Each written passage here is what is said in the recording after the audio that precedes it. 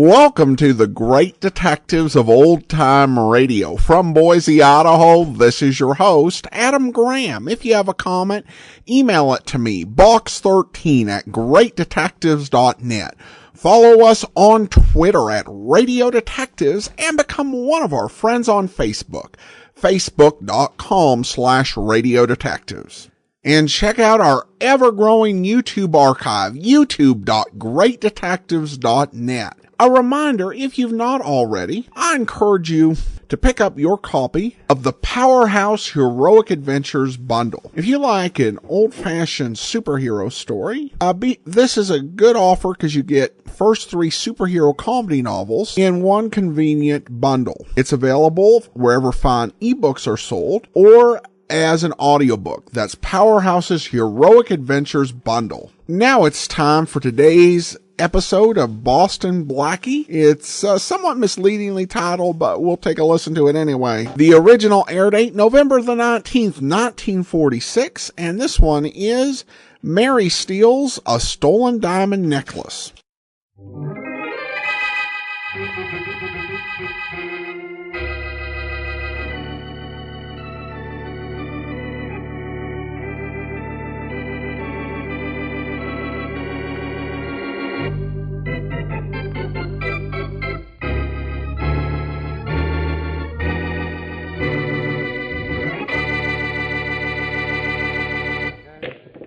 Excuse me. I beg your pardon. Huh? What's on your mind, mister? Can you tell me where I can find Bill and Harry Reese? What do you want to find them for? Well, I talked to Bill Reese on the phone. He said to come down here, and he might do business with me. This is 819 Brewster Street, isn't it? Yeah. And you'll find Bill and Harry in that room back there. Oh, thank you. Come in? Reese? Yeah, come in. Well, thanks. My name is Otis, Mr. Reese. I talked to you on the phone No, you didn't. You talked to my brother Bill. He's not here now, but he told me about your call. Sit down. Thanks. Yeah. Now, what's the proposition? A very simple one, Mr. Reese. Simple for you to think up, maybe, Mr. Otis, but maybe a little harder to carry out? Well, I don't think you'll find that at all. Now, my wife has a diamond necklace worth $50,000. How do you know it's worth $50,000? Because 10 years ago it was insured for that amount. In fact, it still is. Uh-huh. So? So I need cash. A lot of it. Right now. Say, $50,000, huh? Yeah. Mm-hmm. Well, what do you want us to do about it? I want you to steal my wife's necklace. For how much? Well, the necklace is worth $50,000. Yeah, I know you said that. Only we won't get that much for it. And anyhow, we like some sort of payment in advance. Well, I don't have much with me. How about $100? Make it $100 each for me and my brother, and we'll see what we can do. All right. Now, the best time to steal this necklace... Don't bother, Mr. Otis. Thanks, just the same. Bill and I'll decide when and where to steal the necklace. You don't trust me? Oh, sure, we trust you, Mr. Otis, but you see, stealing things is our business. We don't try to tell you how to run yours. Now, do we?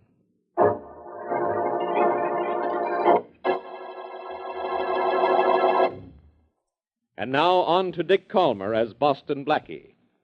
Enemy to those who make him an enemy, friend to those who have no friend.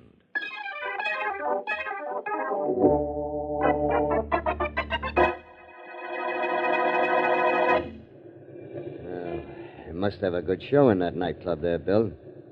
Otis and his wife have been in there for 4 hours. Yeah, here it's a good show, Harry, but it can't be going on all this time. They ought to be coming out soon. Yeah, and alone, I hope. Well, if they're not alone, we just let them go. We'll do it some other time. Yeah, I know. If we don't do something soon, Otis will think we're not keeping our promise and come back for his $200. Yeah, we're going to keep our promise and the wait a minute. 200. There's Otis and his wife now. Oh, yeah, and they're alone, too. Go on, get up there to them. I'll pull up alongside you in a few seconds. All right. Well, Jim, this air certainly feels good. How long were we in that club? Oh, quite a while, dear. But I felt a I little hope you don't feel like yelling, mister. Huh? Oh, Jim, the man has a gun. Sure. But if you behave yourself, I won't use it. What do you want? Nothing much. Get in the car that just pulled up. Come on, both of you. Why, you ought to be... Jim, don't argue with them. They won't harm us if we do as they say. Now, that's what I call being smart. Now, get in, both of you. Come on, come on. We're getting in as fast as we can. Well, not fast enough to suit me. You have to shove. Yeah. I want to get this over with. Okay, step on it. You bet. What do you men want? We'll talk business when we're around the block. Anybody following us? Nobody in the street knew what was happening. Well, will you tell us what's happening? Sure. Bill, Yeah. turn left at the next corner. Stop down the block. Okay. All right. Now, let's have that necklace the lady's wearing. Oh, Jim, my necklace. You better give it to him, dear. Oh, Jim. Look. You told him not to argue. Now, don't you start it. Give me that necklace and we'll let you go. All right. I guess there's nothing else I can do. Oh, yeah. Okay, there's one thing more. When we let you out, you can forget to call the police for 30 minutes. But the next thing you'll call is an ambulance.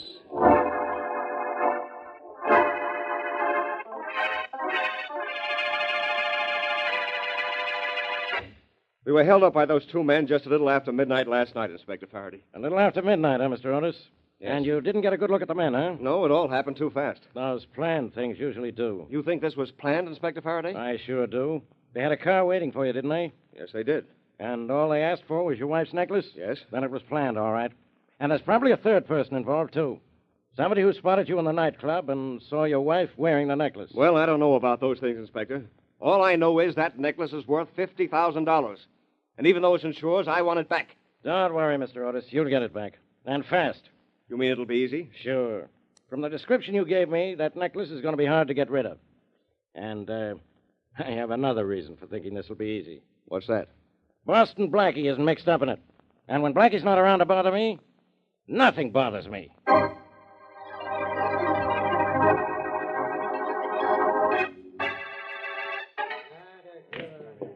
Fight ball next. That's a money ball. Back up, boys, and watch your man shoot. Hi, Harry. Hey, Harry, what's your hurry? Hey, you're flowing here like a shot. My brother in the back room. Sure, Harry. Bill's back there.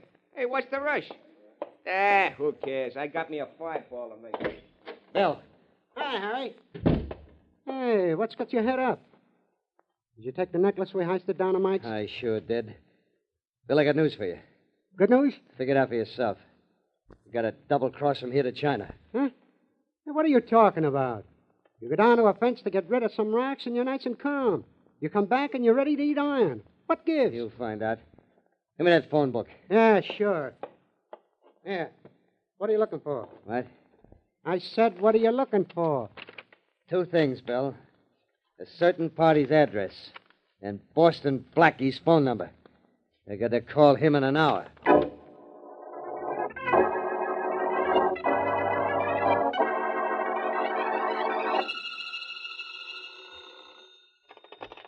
Hello. I want to speak to Boston Blackie. Well, go ahead. This is Blackie. Good. Look, Blackie, I want to explain something about that diamond necklace. What diamond necklace? The one you have. Sorry, pal, but I haven't worn a diamond necklace in years. You don't understand, Blackie. This necklace isn't yours. And maybe this phone call isn't mine either. Who are you? That doesn't matter. I just don't want you to get excited when she brings you that necklace.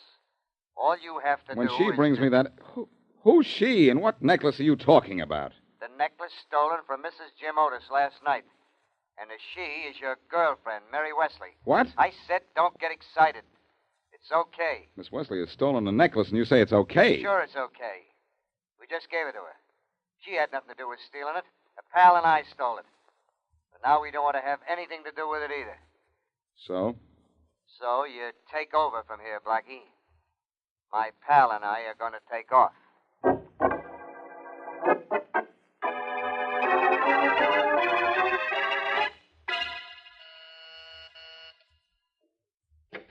Hello, Mary. Oh, hello, Blackie. Come on in. Thanks. I didn't expect you so soon. Our dinner date isn't until 7:30, is it? No, it isn't. But I didn't come to take you to dinner just yet. Well, let's have it.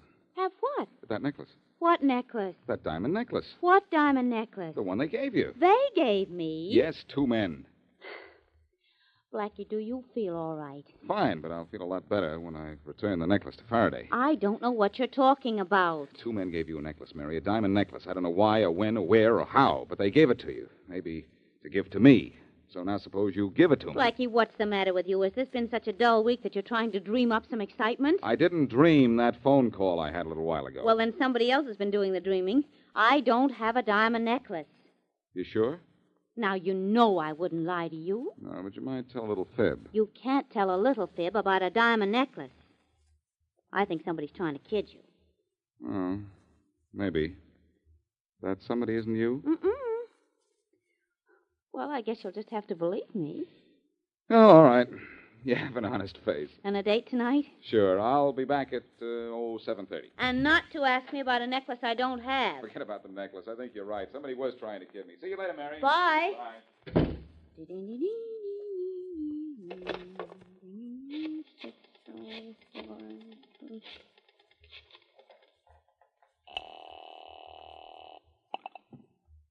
Faraday speaking. Hello, Inspector Faraday. This is Mary Wesley. And this is police headquarters. Don't bother me. I'm not going to bother you, Inspector Faraday. I'm going to help you. Oh, you are you? Well, I'm looking for a $50,000 necklace that was stolen last night. I suppose you know who has it and where it is. Yes, I do know, Inspector. I have it, and it's right here in my apartment.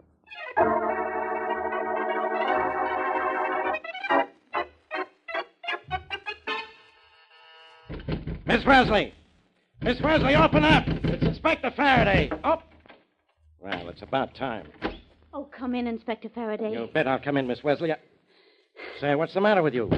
You look as though you've been in a fight with a wildcat. Well, I did have to put up a struggle, Inspector. Yeah, with what? Your conscience? Where's that necklace Blackie gave you? Blackie didn't give it to me, Inspector. I found it here when I came home this noon. Well, no matter who gave it to you, let's have it. I can't give it to you. No? Why not? It's gone? Oh, I see.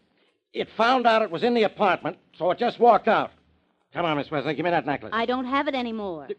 That's no reason. Now, look, Inspector Faraday, just a half an hour ago, the doorbell rang. I opened the door because I thought it was you. I had the necklace in my hand because I wanted to get rid of it right away. Uh-huh. Go on, make it good. Well, I did get rid of the necklace, all right. There was a man at the door with his collar turned up to his chin and his hat way down over his eyes. Uh-huh. This is getting better every second. Well, what happened didn't last more than just a few seconds. I tried to close the door, but the man was too fast. He forced his way in, he grabbed me, and then he grabbed for the necklace. Oh, come on. You can do better than this. Well, I didn't do so well as a fighter. The man was too strong for me. Before I knew it, he had the necklace and was out the door again. When I got out into the hall, he disappeared. Just like that, huh? Just like that. Well, let me tell you a little story, Miss Wesley. I think you're lying.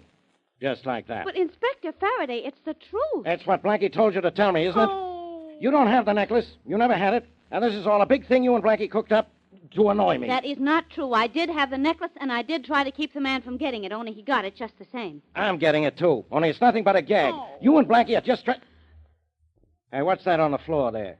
Where? Here, this shiny piece of stuff here on the rug. Hey, look. It's a small diamond. Oh, yes, it is, isn't it? Well, there. Doesn't that prove my story? That diamond must have fallen out of the necklace when I was fighting with that man. It proves something to me, but not your story. It proves you did have the necklace, and that's all I need to put you in jail. In jail? That's right. Come on, Miss Wesley.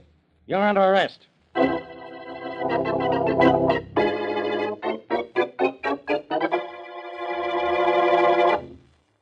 And now back to Boston Blackie.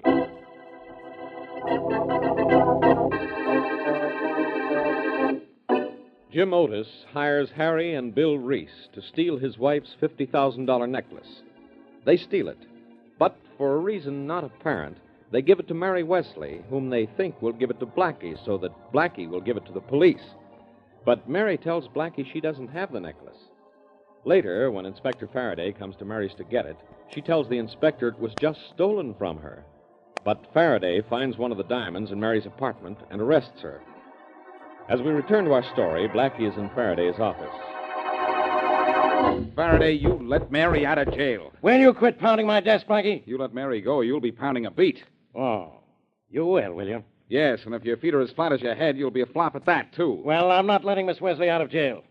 But you can't hold it just because you found one tiny diamond in her apartment. No? Why not? She admits it was part of the stolen necklace. She says a lot of crazy things. She told me she didn't even have the necklace. She told me she did, until it was stolen from her. I don't care what she told you. You've got to let her go. I can't let her go. Why not?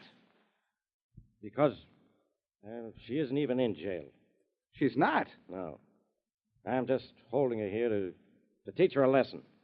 Just for a couple of hours. You're not smart enough to teach anyone anything in 20 years. Now, I want to know why, if that diamond was part of the stolen necklace, why didn't you arrest her? Because it wasn't part of the stolen necklace.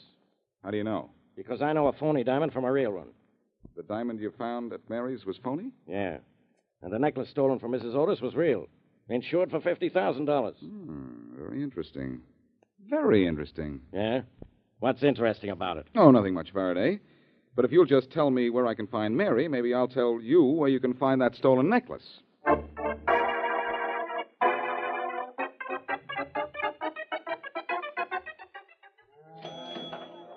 Blackie, did you like it in that phone booth? Or did Shorty have a lot to say? Shorty said enough to give me a start, Mary. Oh, Blackie, you aren't going to get mixed up in this, are you? I'm not in it far enough to be mixed up in it yet. But Mary. I lied to you about having that necklace just to keep you out of trouble. Now, please don't. Get into trouble? I won't. And don't you ever lie to me about anything again. Or you'll end up with Faraday again. Yeah, I guess I did do wrong, didn't I? Well, you didn't do right. Shorty says he's sure the Reese brothers stole that necklace, but he doesn't have any idea where I can find Well, them. good for Shorty. Now we can go home and just forget all about the whole thing. Mm-hmm. You go home. In fact, I'm sending you home. Oh. Because Shorty told me something that gave me an idea. What? He told me where to find Grace, Harry Reese's girlfriend. Well, if that gave you an idea, then I don't like it. Never mind what you don't like. You go home. I'm going down to see Grace. See if I can get some information gracefully.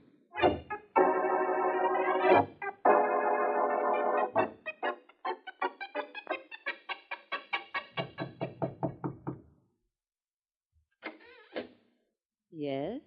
Hello, Grace. Hello yourself. Handsome? You don't know me, do you? No, but I think I ought to. Then you ought to let me in. Sure. Why not? Come in. Thanks. We'll get acquainted faster if I tell you I'm Boston Blackie. Boston Blackie, huh? Aren't you sort of on the wrong side of the tracks down here? I don't pay any attention to tracks except when I hear trains coming. Yeah.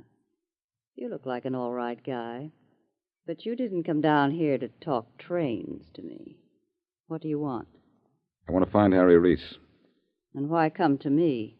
Because you used to be Harry Reese's girlfriend. Wait a minute. Where do you get that used to be? Well, I don't think Harry has two girlfriends at a time, or have you always shared him with somebody else? I don't share anything with anybody. I'm strictly for Grace, and so is Harry. Or I'll know the reason why not. Well, I'll tell you the reason why not. It's Mary Wesley. Who's she? She used to be my girlfriend until Harry came along. Are you on the level? Sure. And I'm also on the lookout for Harry. So he's gone for your girlfriend, huh? Why, that Look, you let two-timing me take double... care of him, will you? Okay. You look like the guy who can do it, too. I can. But I've got to find him first. I'll tell you where you can find Harry. At 819 Brewster Street. Just ask one of the boys in the pool room in front where the Reese brothers are. They'll tell you. Thanks a lot. Okay. But look, don't tell Harry I tipped you off. I want him back when you get through with him. Don't worry, Grace. You can have him back. What's left of him.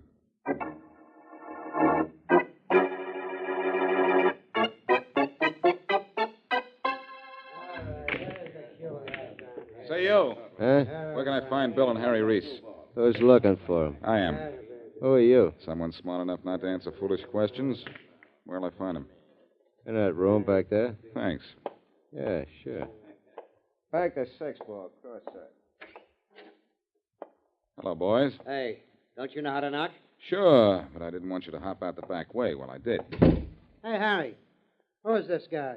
I don't know, Bill. But I got a pretty good idea. I'll save you the embarrassment of guessing wrong, Harry. I'm Boston Blackie. I thought so. How'd you find us? I just followed my nose and somebody else's news. Boston Blackie, huh? What do you want? Maybe your brother Harry can tell you that, too. Guessing your business is a little out of my line, Blackie. That's odd. You ought to know why I'm here. You telephoned me. I telephoned you. Hey, Harry, what's this guy talking about? I doubt if he knows himself. Oh, you fellas don't understand, huh? One of you phoned me this morning about a necklace. What makes you think so? Oh, come on, kid. Stop clowning. All right. So I called you about the necklace. So what was wrong with that? I wanted you to give it back to the police. That's what you wanted when you called me. But a little later, You changed your mind, but I haven't changed mine. What are you talking about? About how one of you took the necklace away from Miss Mary Wesley. What? Are you crazy? No, just a little confused. What made you change your mind? We didn't change our minds. We planted that necklace on your friend Mary Wesley because we didn't want it anymore. We knew she'd give it to you, and you'd give it to the police, and the police would give it back to the owner. And that's exactly where we wanted it. Only we didn't want to take it back. Why did you want it returned? Because it was hot? No, because... Never mind that, Bill. Well, I was... Ah, shut up. We've answered enough questions. You haven't answered one important one. Which one of you went to Mary Wesley's and took back the necklace? And where is it now? Well? Look, am I going to have to beat it out of you? Get out of here. I'll handle him, Harry. Oh, yeah?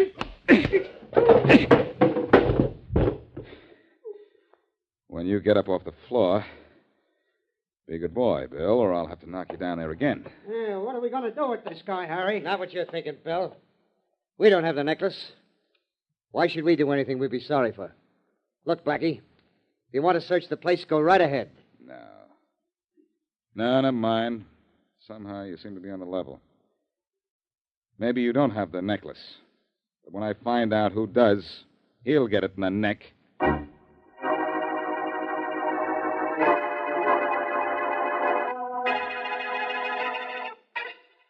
Get out of my office, Blackie. I'm not holding Miss Wesley now. I know that, Faraday. And don't hold your breath until you find that missing necklace. Oh, so all of a sudden you're worried about my health. Yes, I was just thinking how dull life would be if you got sick and a smart cop got your job. Well, you listen to me, Blackie. No, you listen to me. We'll both hear something worthwhile. I know who stole that necklace from Jim Otis. Oh, you do you? Yes. Bill and Harry Reese. Oh, they did they? I suppose they told you all about it. Yes, but they don't have it now. They got rid of it by giving it to Mary. Well, now, isn't that nice? Two professional crooks lift a $50,000 necklace, decide they don't like it, and so they just give it to Miss Wesley. Now, what kind of sense does that make? It makes a lot of sense if you can guess why they didn't like it. I don't make dumb guesses. Well, they aren't originally. They just come out that way. I guess you're going to let me use your phone, aren't you? No. All right. So once in 30 years, I guess wrong. Pick up the receiver on that other phone there. I want you to hear this conversation I'm going to have. Who are you calling? Listen and find out. Okay.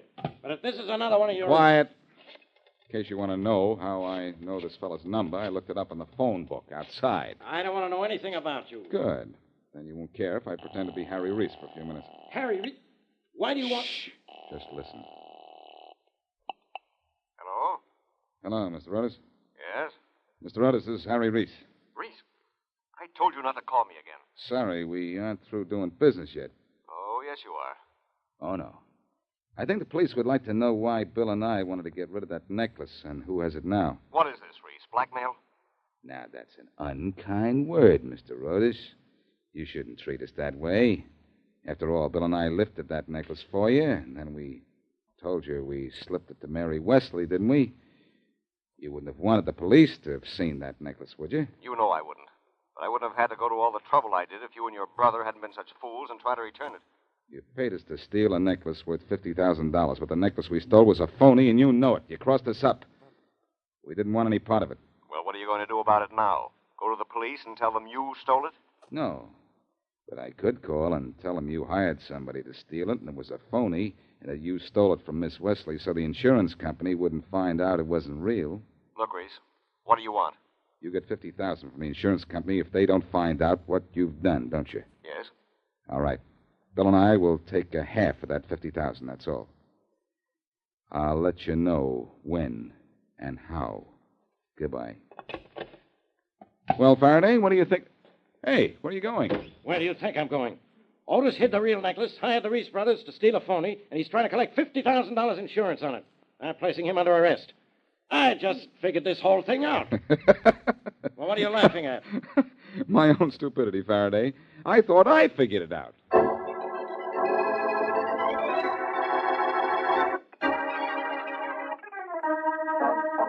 So once again, Inspector Faraday claims that he figured it all out, Blackie? Yes, Mary. But even I was wrong in one respect. You were? Uh-huh. I thought Otis had hidden the real necklace, actually. He'd broken it up and sold it a stone at a time over a period of years. Oh, I see. And his wife had been wearing a paste copy for a long time. Uh-huh. Too bad. Otis neglected to tell the Reese brothers they were going to steal a phony necklace. When they discovered it wasn't real, they thought Otis was double-crossing them.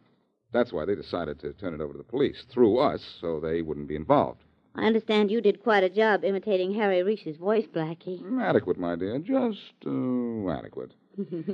You know what I was just thinking? I'm not that smart. What?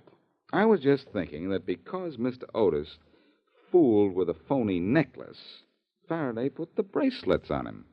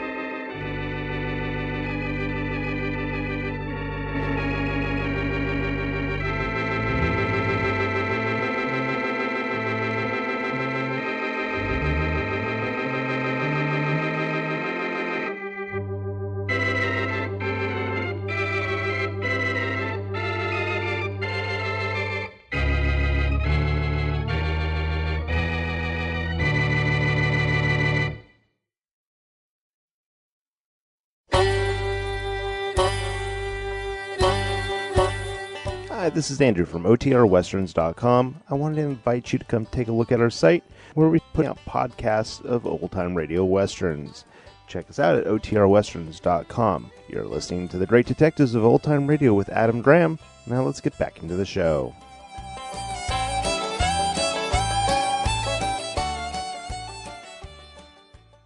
Welcome back. Mary definitely shows some good sense, even though I don't think this turned out for her. There was really no reason for Boston Blackie to go out there and play delivery men for the jewel thieves. And apparently she decided, I would just rather not have an adventure this week and just get this whole thing done. It doesn't have anything to do with us, and I don't want Blackie to get into trouble or go to jail. It didn't work out, but it made a lot of sense. I couldn't help but be reminded at the end of the story, in the way Blackie caught the criminal, that it was a lot like Mr. Chameleon from the Hummert stories. And that's not really a well-regarded series, but Blackie is so much more fun to listen to. And that's why I think it works better here. I thought it was really cute at the end where Inspector Faraday does the whole I solved it thing, as if he had an epiphany out of nowhere and he was the genius who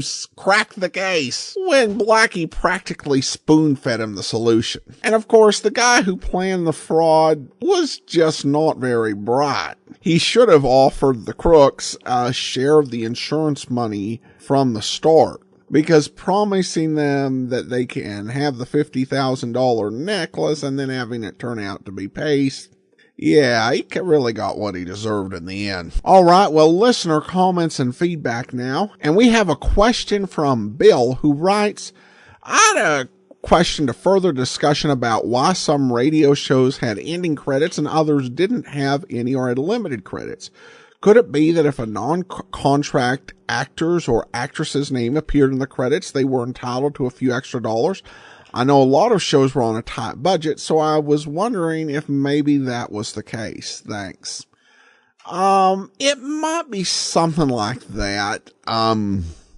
One thing we have to keep in mind when listening to Golden Age of Radio is we're dealing with New York and Los Angeles, which would have, I believe, different actors' unions in each city. Certainly, some of the more lavish productions like the Lux Radio Theater and Cavalcade of America tended to be ones that listed all of their players, as well as the Family Theater, where everyone donated their time, and so giving credit would make sense. But you did have programs on both coasts that approached it in different ways. And certainly, when you get to the end of the Golden Age of Radio, yours truly, Johnny Dollar, when it's aired over the network, contains pretty full credits. And given the tight budget that was under, I'm not certain if a union rule was in place. And then you have Dragnet, a series which had a pretty high budget, would often give somewhat partial credits, where you'd have one or two names left off. Of course, it also could be that there was some sort of network rule or policy on it that was in effect at some networks and not at others. This is all speculation because we don't have any solid information, but what you mentioned, Bill, I could see that some, maybe not a strict version of what you said, but some version of it may have impacted some shows which provided credits or didn't. I hope that's not as vague as it sounds, but again, just speculating since I don't have any solid information. If anyone out there does, I'd love to hear from you on it. Also, Rob sends long love for the Boston Blackie series. Thanks so much. And that will actually do it for today. Join us back here tomorrow for yours truly, Johnny Dollar. Next Thursday, another episode of Boston Blackie. In the meantime, send your comments to box13 at greatdetectives.net. Follow us on Twitter at Radio Detectives and become one of our friends on Facebook, facebook.com/Radio Detectives. From Boise, Idaho, this is your host, Adam Graham, signing off.